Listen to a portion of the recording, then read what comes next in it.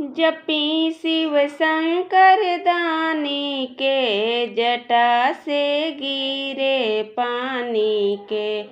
जपी शिव शंकर दानी के, जटा से गिरे पानी के।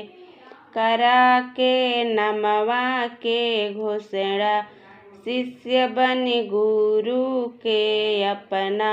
करा के नमवा के घोषणा, शिष्य बनि गुरु के अपना। चर्चा जाके ध्यान लगा के, जपी रौरा अवघड़ दानी के, जटा से गिरे पानी के। जपी रौरा अवघड़ दानी के, जटा से गिरे पानी के।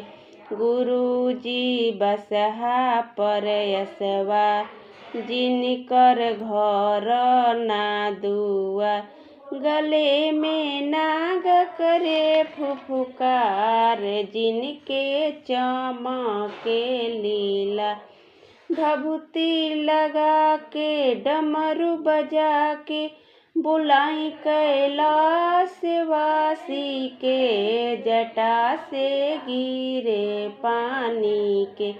गुरु जी के धमवा बा, गुरु के नाम अनेकन बा।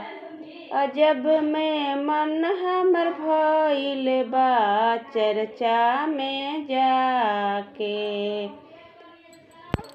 अगर आपको ये गीत अच्छा लगे तो लाइक और सब्सक्राइब जरूर करें और कमेंट करना ना भूलें।